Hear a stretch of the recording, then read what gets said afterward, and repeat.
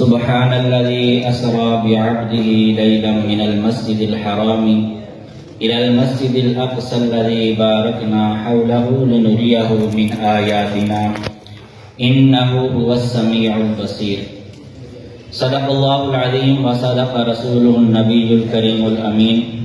إن الله وملائكته يصلون على النبي يا أيها الذين آمنوا صلوا عليه وسلموا تسليما. اللهم صل على سيدنا ومولانا محمد وعلى آل سيدنا ومولانا محمد وبارك وسلم. الصلاة والسلام على سيدي يا رسول الله. الصلاة والسلام عليك يا سيدي يا حبيب الله وعلى آلك وأصحابك يا سيدي يا خاتم النبيين.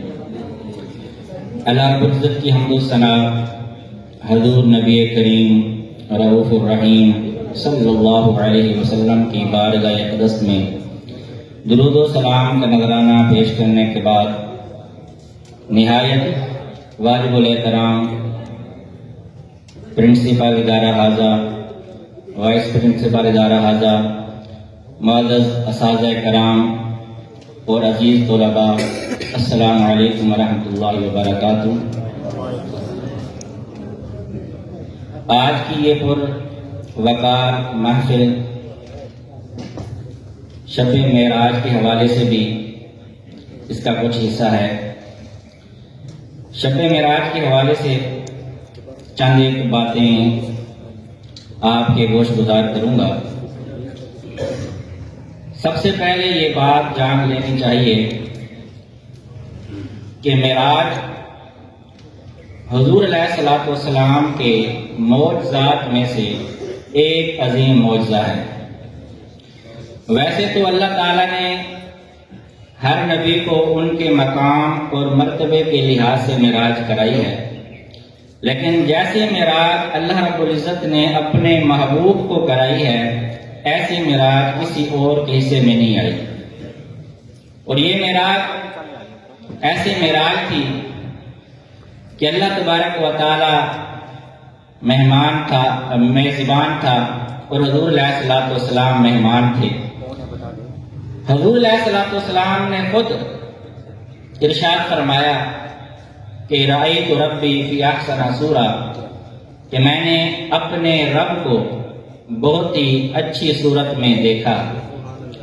یہ وہ معراج تھی جو اللہ تعالیٰ نے کسی اور نبی کو نصیب نہیں فرمائی۔ ہر نبی کو معراج ہوئی ہے، لیکن اللہ کا جو دیدار ہے وہ کسی اور کو عطا نہیں ہوا، صرف اور صرف اللہ نے اپنے محبوب کو عطا فرمایا ہے۔ تمہارے سامنے سفر معراج کو مختصر بیان کرتے ہوئے حضور علیہ الصلوۃ والسلام کو جو معراج ہوئی ہے نا، وہ بعثت کے 11ویں سال ہوئی ہے۔ ہجرت مدینہ کے 2 سال پہلے یہ معراج ہوئی۔ حضور علیہ السلام آرام فرما ہیں، جبریل امین کمرے کی چھت کے ذریعے سے حاضر ہوتے ہیں، اپنے نورانی ہونٹوں کو حضور علیہ الصلوۃ والسلام کے قدموں کو لگاتے ہیں۔ حضور علیہ السلام بیدار ہوتے ہیں اور فرماتے ہیں کہ جبریل آج کیسے آنا ہوا؟ جبریل امین آج کرتے ہیں، حضور اللہ کی طرف سے پیغام لے کر آیا ہوں، اللہ رب العزت آپ کے دیدار کا مشتاق ہے، چلیے اللہ رب العزت کی بارگاہ میں۔ حضور علیہ الصلوۃ والسلام کو پھر حتیم کعبہ میں لے جایا گیا اور وہاں پر آپ کا شق صدر کیا گیا۔ حضور علیہ الصلوۃ والسلام کا 4 مرتبہ شق صدر ہوا ہے۔ پہلی مرتبہ جب آپ حضرت حلیمہ سعدیہ کے گھر میں موجود تھے، دوسری مرتبہ جب آپ کی عمر 10 سال ہوئی، اور تیسری مرتبہ جب پہلی وحی نازل ہوئی اس وقت شق صدر ہوا، اور چوتھی مرتبہ معراج کے موقع پر حضور علیہ الصلوۃ والسلام کا شق صدر ہوا۔ شق صدر کیسے ہوا؟ آپ کا سینہ چاک کیا گیا ناف تک، نہ تو خون نکلا اور نہ ہی حضور علیہ الصلوۃ والسلام کو تکلیف ہوئی۔ حضور علیہ السلام فرماتے ہیں کہ میرے قلب انور کو نکالا گیا۔ نکالنے کے بعد میرے اس قلب انور کو آب زمزم سے غسل دیا گیا، اور پھر اس قلب کے اندر نور و حکمت کو بھرنے کے بعد اپنی جگہ پر رکھ دیا گیا۔ اور پھر حضور علیہ الصلوۃ والسلام ارشاد فرماتے ہیں کہ میرے لیے ایک سواری لائی گئی جو گدھے سے بڑی تھی اور کھچر سے چھوٹی تھی، رنگ اس کا سفید تھا، اور وہ جنت کی سواری تھی جس کو براق کہا جاتا ہے۔ حضور علیہ الصلوۃ والسلام براق پر سوار ہو کر سفر معراج کا پہلا مرحلہ شروع ہوتا ہے، مسجد حرام سے لے کر مسجد اقصیٰ تک۔ حضور علیہ السلام مسجد اقصیٰ تشریف لے جاتے ہیں، وہاں پر دیکھتے ہیں کہ تمام انبیاء کرام جو حضرت آدم علیہ السلام سے لے کر حضرت عیسیٰ علیہ السلام تک جتنے انبیاء کرام دنیا میں تشریف لائے تھے وہ سارے کے سارے وہاں موجود ہیں۔ صفیں بنائی گئیں اور حضور علیہ السلام کو جبریل امین نے مصلی امامت پر کھڑا کر دیا اور آج کی حضور امامت کروائیے۔ حضور علیہ السلام نے امامت کروائی۔ امامت کروانے کے بعد بعض انبیاء کرام نے خطبہ ارشاد فرمایا۔ حضرت ابراہیم علیہ السلام کھڑے ہوتے ہیں اور خطبہ ارشاد فرماتے ہیں، الحمدللہ الذی اتخذ ابراہیم خلیلا، کہ تمام تعریفیں اس وحدہ لا شریک کے لیے ہیں جس ذات نے مجھ ابراہیم کو اپنا خلیل بنایا۔ اور پھر حضرت موسیٰ کلیم اللہ کھڑے ہوتے ہیں، وہ خطبہ ارشاد فرماتے ہیں، الحمدللہ الذی کلمنی تکلیما، کہ تمام حمد و ثنا اس اللہ وحدہ لا شریک کے لیے ہے جس نے مجھے اپنا کلیم بنایا۔ اور پھر حضرت داؤد علیہ السلام کھڑے ہوتے ہیں، وہ ارشاد فرماتے ہیں کہ الحمدللہ الذی خولنی ملکن، کہ تمام تعریفیں اس وحدہ لا شریک کے لیے ہے جس نے مجھے سلطنت عطا فرمائی۔ اور پھر حضرت سلیمان علیہ السلام کھڑے ہوتے ہیں، وہ ارشاد فرماتے ہیں کہ الحمدللہ الذی سخر لی الریاح والجن والانس، کہ تمام تعریفیں اس وحدہ لا شریک کے لیے ہیں جس نے میرے لیے ہواؤں کو بھی مسخر کر دیا، جنات کو بھی مسخر کر دیا، اور آدمیوں کو بھی، انسانوں کو بھی میرے تابع کر دیا۔ اور پھر حضرت عیسیٰ علیہ السلام کھڑے ہوتے ہیں، وہ فرماتے ہیں الحمدللہ الذی علمنی التوراۃ والانجیل، کہ تمام حمد و ثنا اس وحدہ لا شریک کے لیے جس نے مجھے تورات کا اور انجیل کا علم عطا فرمایا۔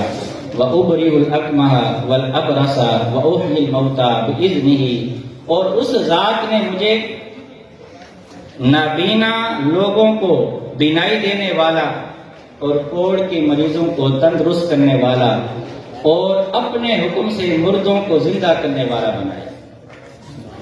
سب سے آخر میں حضور علیہ السلام کھڑے ہوتے ہیں اور خطبہ ارشاد فرماتے ہیں۔ آپ فرماتے ہیں کہ الحمدللہ الذی ارسلنی رحمتا للعالمین وکافتا للناس بشیرا ونذیرا۔ حضور علیہ السلام فرماتے ہیں کہ تمام حمد و ثنا اس وحدہ لا شریک کے لیے جس نے مجھے تمام جہانوں کے لیے رحمت بنا کر بھیجا اور تمام لوگوں کے لیے خوشخبری سنانے والا اور ڈر سنانے والا بنا کر بھیجا۔ پھر حضور علیہ السلام خطبہ جب ارشاد فرما لیتے ہیں نا، تو ابراہیم علیہ السلام فرماتے ہیں کہ اے نبیوں کی جماعت، یہی وہ اوصاف ہیں، یہی وہ فضائل ہیں جن کی بنا پر یہ محمد تم سے سبقت لے گئے۔ تو یہاں تک معراج کا پہلا مرحلہ سفر کا ختم ہوتا ہے۔ پھر حضور علیہ السلام کے لیے نور کی سیڑھیاں لائی جاتی ہیں۔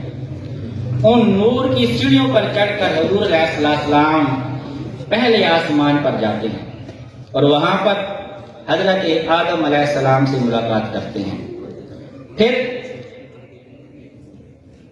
آدم علیہ السلام سے ملاقات کرنے کے بعد حضور علیہ السلام فرشتوں کے بازوؤں پر کھڑے ہو کر دوسرے آسمان پر جاتے ہیں اور وہاں پر حضرت عیسیٰ علیہ السلام اور حضرت یحییٰ علیہ السلام سے ملاقات کرتے ہیں۔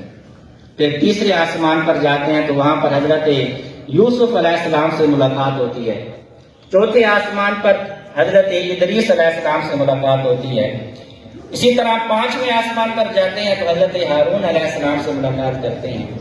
6ठे आसमान पर हजरत मूसा कलीमुल्लाह से मुलाकात करते हैं।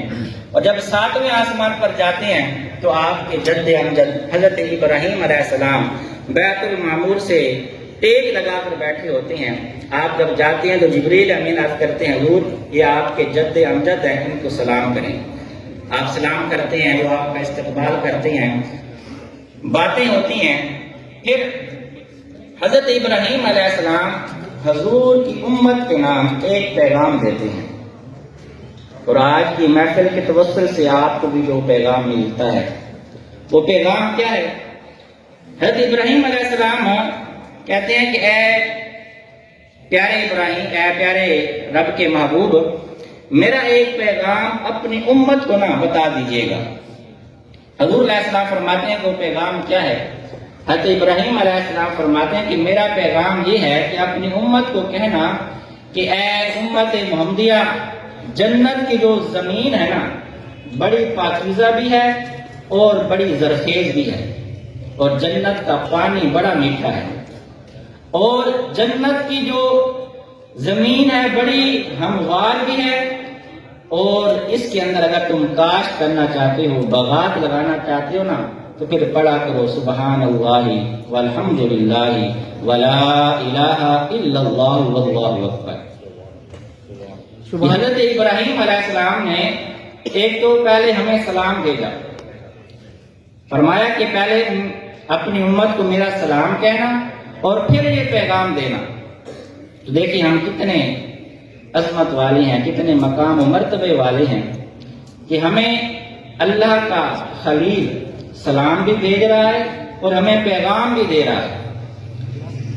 तो हुजूर अलैहिस्सलाम इब्राहीम अलैहिस्सलाम से मुलाकात करके फिर जिब्रील अमीन के बाजों पर खड़े होकर सिदरतुल मुंतहा पर जाते हैं।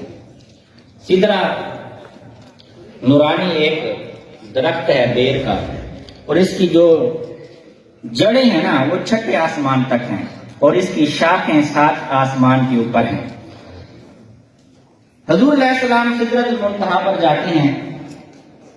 फिर सिदरतुल मुंतहा से आगे का सफर जब शुरू करते हैं तो जिब्रील अमीन से फरमाते हैं कि जिब्रील चले आगे चलें। जिब्रील अमीन अर्ज करते हैं, हजूर यही मेरी हद है, इसके आगे अगर मैं 1 इंच भी आगे बढ़ा तो मेरे सारे जो पर हैं वो जल कर राख हो जाएंगे। हजूर अलैहिस्सलाम फरमाते हैं कि जिब्रील ठीक है, तू तो नहीं जा सकता, मैं अकेला चला जाता हूँ, लेकिन अगर कोई रब की बारगाह में इल्तिजा है, दरख्वास्त है, तो मुझे बता दो, मैं रब की बारगाह में पेश कर लूंगा। तो जिब्रील अमीन ने जो दरख्वास्त पेश की वो हमारे लिए काबिल गौर है। जिब्रील अमीन अर्ज करते हैं, हजूर मेरी सिर्फ एक ही दरख्वास्त है, एक ही तमन्ना है, वो ये है कि कल बरोज़े क़यामत जब आपकी उम्मत पुल सिरात से गुजरेगी ना, तो अल्लाह ताला मुझे ये मौका अता फरमा दे कि मैं आपकी उम्मत के लिए अपने परों को बिछा दूं, ताकि आपकी उम्मत आराम के साथ सुकून के साथ पुल सिरात क्रॉस कर जाए। और जन्नत उस वक्त तक बंदा नहीं जा सकेगा जब तक पुल सिरात क्रॉस नहीं करेगा। तो हुजूर अलैहिस्सलाम फरमाते हैं, ठीक है, मैं तेरा ये पैगाम तेरी दरख्वास्त रब की बारगाह में पेश कर दूंगा। हुजूर अलैहिस्सलाम के लिए फिर रफ रफ की सवारी आती है और हुजूर अलैहिस्सलाम फिर सिदरतुल मुंतहा से आगे मकाम मुस्तवा तक जाते हैं और वहां पर कलम के हिलने की आवाज को सुनते हैं। और फिर उसके आगे अल्लाह ताला के अर्श के 70,000 हिजाबात हैं। हजूर अलैहिस्सलाम उन हिजाबात को क्रॉस करके रब की बारगाह में पेश होते हैं, और रब की बारगाह में कितना नजदीक पेश होते हैं। अल्लाह ताला ने खुद कुरान करीम के इरशाद फरमाया, वक़द क़ाब क़ौसैनि औ अदना, और ये अल्फाज उस वक्त बोले जाते हैं जब नजदीक की जो है वो बहुत ही हो। तो हजूर अलैहिस्सलाम रब की बारगाह में पेश होते हैं। हजूर अलैहिस्सलाम जब रब की बारगाह में पेश होते हैं तो जो गुफ्तगू होती है ना, उनमें से कुछ गुफ्तगू राज होती है, कुछ खबरें होती हैं और कुछ अहकाम होती हैं। हजूर अलैहिस्सलाम गुफ्तगू फरमाने के बाद حضور علیہ السلام ارشاد فرماتے ہیں کہ اللہ رب العزت نے مجھ سے پوچھا، اے میرے محبوب، یہ جو فرشتوں کی تم آواز سن رہے ہو نا، بحث و مباحثہ کی، ذرا بتا سکتے ہو یہ کیوں بحث و مباحثہ کر رہے ہیں؟ حضور علیہ السلام عرض کرتے ہیں اللہ تو خالق ہے، مالک ہے، کوئی بتا سکتا ہے؟ حضور علیہ السلام فرماتے ہیں کہ اللہ تعالیٰ نے اپنا دست قدرت جیسے اس کی شیان شان تھا میرے کندھوں کے درمیان رکھا، تو میں نے اللہ کے اس دست قدرت کی ٹھنڈک کو اپنے سینے تک محسوس کیا، اور پھر ہوا کیا؟ آسمان و زمین کی سب چیزیں میرے سامنے یہاں ہو گئی، میں نے ہر اس چیز کو جان لیا جو میرے علم میں نہ تھی۔ پھر حضور علیہ السلام جب واپس تشریف لانے لگے تو اللہ تعالیٰ نے نماز کا تحفہ حضور علیہ السلام کو پیش کیا۔ حضور علیہ السلام 50 نمازیں لے کر آ رہے ہیں، راستے میں موسیٰ کلیم اللہ سے ملاقات ہوتی ہے۔ حضرت موسیٰ کلیم اللہ پوچھتے ہیں، اے اللہ کے پیارے نبی، اللہ کی طرف سے آپ کو کیا تحفہ ملا؟ حضور فرماتے ہیں کہ 50 نمازیں ملی ہیں۔ حضرت موسیٰ کلیم اللہ عرض کرتے ہیں، حضور یہ 50 نمازیں بہت زیادہ ہیں، کیونکہ میں نے بنی اسرائیل کو آزمایا ہوا ہے۔ بنی اسرائیل پر اللہ نے بڑی کرم نوازیاں کی ہیں، بڑی عنایتیں کی ہیں، لیکن پھر بھی وہ ناشکری پر اتر آئی تھی۔ آپ کی امت یہ 50 نمازیں نہیں پڑھ سکے گی، آپ واپس جائیں اور کم کروا کے آئیں۔ حضور علیہ السلام پھر واپس جاتے ہیں، 5 نمازیں کم ہوتی ہیں، پھر واپس آتے ہیں تو پھر موسیٰ کلیم اللہ سے ملاقات ہوتی ہے۔ اسی طرح پھر موسیٰ کلیم اللہ کرتے ہیں، حضور یہ بھی زیادہ ہیں، اور کم کروائیں۔ کم کرواتے کرواتے 5 رہ جاتی ہیں۔ موسیٰ کلیم اللہ پھر بھی کہتے ہیں کہ وہ کم کروائیں۔ آپ فرماتے ہیں کہ اب مجھے رب کی بارگاہ میں جانے سے حیا آتی ہے۔ تو اللہ رب العزت فرماتا ہے، محبوب یہ 5 نمازیں تو لے جا رہے ہیں، لیکن جو پڑھے گا نا اس کو ثواب 50 کا ملے گا۔ حضور علیہ السلام یہ جو سفر تھا نا، اس کے اندر حضور علیہ السلام نے جنت کو بھی دیکھا، جنت کی بھی سیر کی، جہنم کی بھی سیر کی، اور کچھ واقعات حضور علیہ السلام نے دیکھے اور پھر ہمیں فرمائے، اور ان واقعات کے اندر ہمارے لیے نصیحت بھی ہے، عبرت بھی ہے۔ حضور علیہ السلام فرماتے ہیں کہ جب میں جنت کی سیر کرنے کے لیے گیا نا، تو جنت کے دروازے پر میں نے لکھا ہوا دیکھا کہ صدقے کا جو ثواب ہے نا وہ 10 گنا ہے، اور قرض کا ثواب 18 گنا ہے۔ تو میں نے جبریل امین سے پوچھا، جبریل یہ کیا وجہ؟ ایک بندہ صدقہ دے اس کا ثواب 10 گنا ملے گا، ایک بندہ کسی کو قرض دے اس کا ثواب 18 گنا ملے گا، وجہ کیا ہے؟ تو جبریل نے عرض کی، حضور اس کی وجہ یہ ہے کہ سائل جو مانگتا ہے، جب بھی سوال کرتا ہے نا، اس کے پاس کچھ نہ کچھ ہوتا ہے تبھی وہ سوال کرتا ہے، لیکن جب قرض مانگنے والا قرض لیتا ہے نا تو ہر طرف سے اس کی امیدیں ختم ہو جاتی ہیں، پھر وہ قرض لیتا ہے۔ تو اس لیے قرض دینے کا ثواب زیادہ ہے، صدقہ دینے کا ثواب قرض سے کم ہے۔ پھر حضور علیہ السلام فرماتے ہیں کہ میں نے ایک بڑا عالی شان محل دیکھا۔ میں نے پوچھا جبریل یہ محل کس کا ہے؟ تو حضور علیہ السلام کی بارگاہ میں عرض کی کہ حضور یہ محل اس خوش نصیب کا ہے جو دنیا میں غصے کو پی جانے والا ہے اور لوگوں کی غلطیوں پر درگزر کرنے والا ہے۔ پھر حضور علیہ السلام فرماتے ہیں کہ میں نے دیکھا کہ ایک بندہ نا عرش کے نور کے اندر چھپا ہوا ہے۔ میں نے پوچھا اے جبریل یہ کوئی فرشتہ ہے؟ عرض کی کہ حضور یہ کوئی فرشتہ نہیں ہے۔ پھر فرمایا کہ یہ کوئی نبی ہے؟ عرض کی گئی یہ نبی بھی نہیں ہے۔ تو حضور علیہ السلام فرمایا کہ یہ نہ فرشتہ ہے نہ یہ نبی ہے، تو پھر کون ہے؟ حضور علیہ السلام کی بارگاہ میں عرض کی، حضور آپ کی امت کا وہ خوش نصیب ہے جس نے دنیا کے اندر اپنی زبان کو ہمیشہ اللہ کے ذکر سے تر رکھا تھا، اور اس نے مسجد سے دل لگایا ہوا تھا، نماز پڑھ کر جاتا گھر یا کام کاج کرتا، دوسری نماز کی فکر ہوتی کہ کب بلاوا آتا ہے اور میں رب کی بارگاہ میں پیش ہوتا ہوں۔ اور اس نے کبھی بھی دنیا میں ایسا عمل نہیں کیا جس کی وجہ سے اس کے والدین کو لوگ برا بلا کہیں، کوئی ایسا کام نہیں کیا، یہ اپنی والدین کی بے عزتی کا سبب نہیں بنا یا برائی کا سبب نہیں بنا۔ پھر حضور علیہ السلام فرماتے ہیں کہ میں نے جنت کی سیر کی، پھر جہنم مجھے لے جایا گیا، میں نے دیکھا بے شمار ایسے لوگ ہیں جن کو طرح طرح کے عذاب دیے جا رہے ہیں، آپ فرماتے ہیں کہ میں نے دیکھا ایک ایسے قوم کو جس کے جو پیٹ ہے نا بہت بڑے بڑے ہیں اور ان کے پیٹوں کے اندر بڑے بڑے سانپ ہیں، بڑے بڑے بچھو ہیں۔ میں نے پوچھا اے جبریل یہ کیا وجہ ہے، ان کو یہ عذاب کیوں دیا جا رہا ہے؟ تو حضور علیہ السلام کی بارگاہ میں عرض کی گئی کہ اللہ کے پیارے نبی، یہ آپ کی امت کے وہ لوگ ہیں جو سود کھایا کرتے تھے۔ تو اللہ تبارک و تعالیٰ قیامت میں جب جہنم ان کو بھیجے گا نا تو ان کو یہ عذاب دیا جائے گا۔ اور پھر حضور علیہ السلام فرمایا کہ میں نے دیکھا کہ کچھ لوگ ایسے ہیں جن کو لٹایا جاتا ہے اور پھر فرشتے ان کے سروں کے اوپر بڑے بڑے پتھر مارتے ہیں اور ان کے جو سر ہیں چکنا چور ہو جاتے ہیں، ریزہ ریزہ ہو جاتے ہیں، تھوڑی دیر کے بعد پھر ان کے سر صحیح سلامت ہو جاتے ہیں۔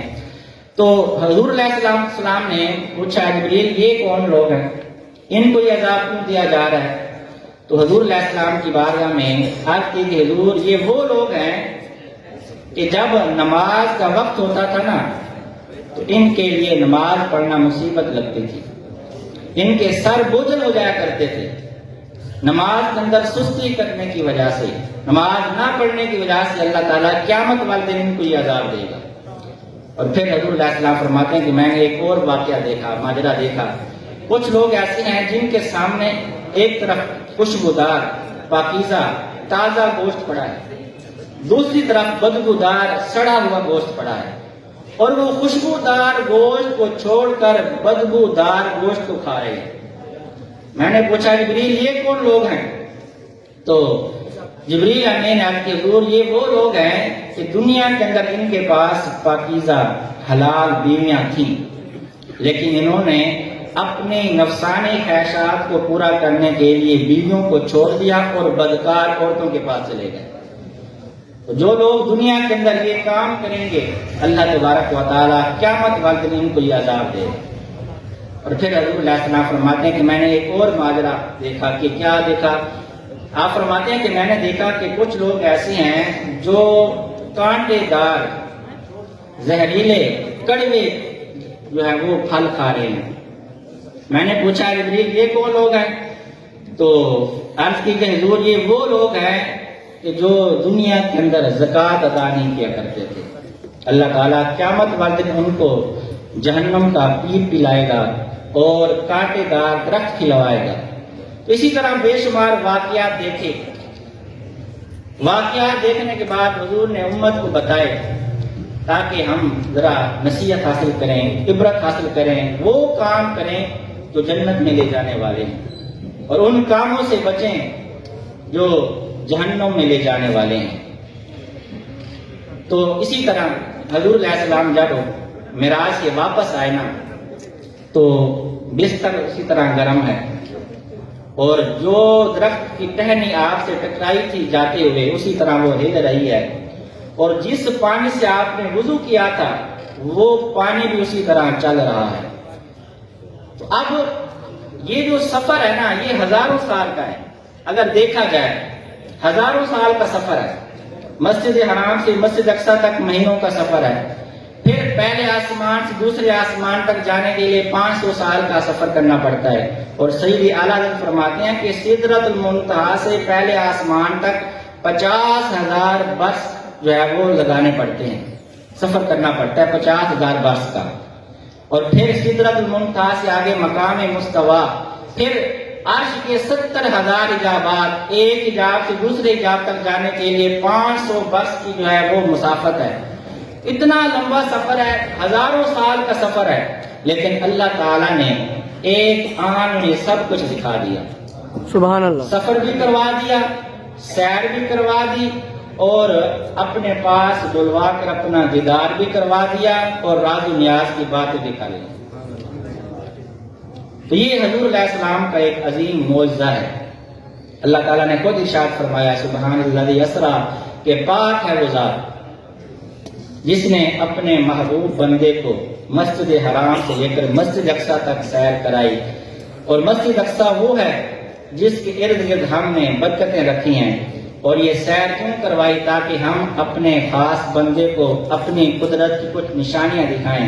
انہ هو السمیع البصیر، بے شک وہی سننے والا بھی ہے اور وہی دیکھنے والا بھی ہے۔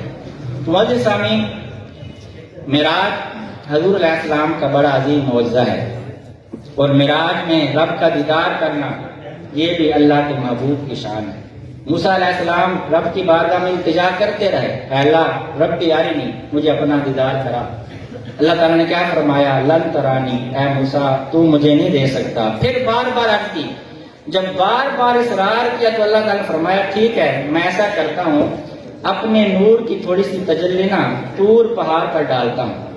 اگر نور جب میرا اس پر آئے گا اور وہ پہاڑ میرے اس نور کی تجلی کو برداشت کر لے گا تو میرا دیدار کر سکے گا۔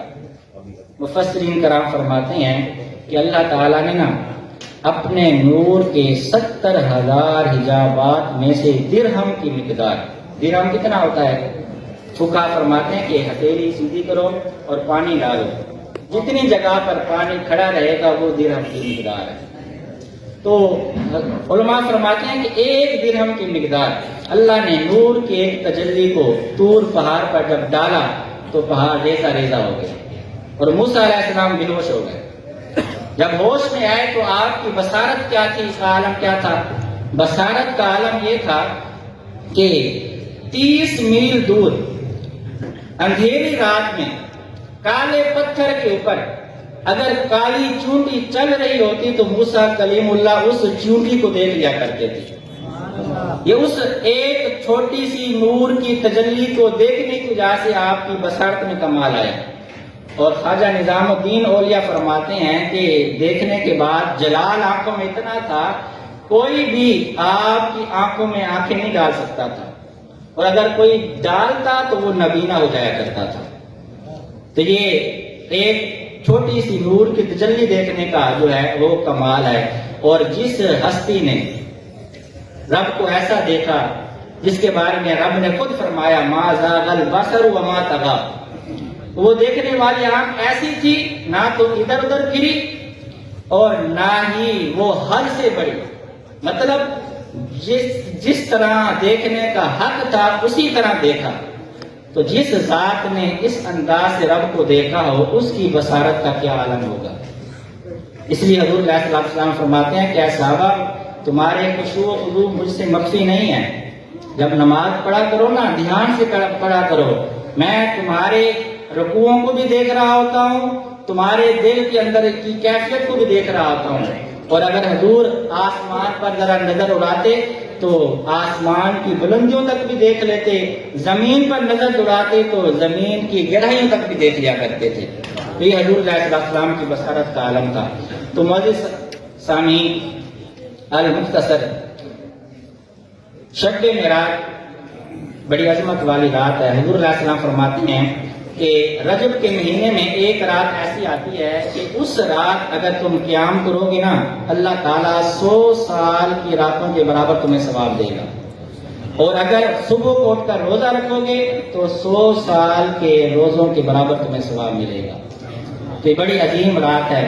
تو ہمیں موقع ملا ہے آج کی زندگی میں کہ ہم اس عظیم اور نیک راہ سے فائدہ اٹھائیں، جتنا رب کو منا سکتے ہیں منائیں، اپنے گناہوں کی معافی مانگیں۔ اللہ تبارک و تعالی ہم سب کو حضور علیہ السلام کی سیرت پر زندگی بسر کرنے کی توفیق عطا فرمائے، اور جو طلباء ان قریب ہم سے جدا ہو رہے ہیں اللہ تبارک و تعالی ان کے علم میں، عمل میں، دین میں، جان میں برکتیں عطا فرمائے، اساتذہ کا، والدین کا باادب بنائے، اور ان کو دن دگنی رات چگنی ترقیاں عطا فرمائے۔ وآخر دعوانا الحمدللہ رب العالمین۔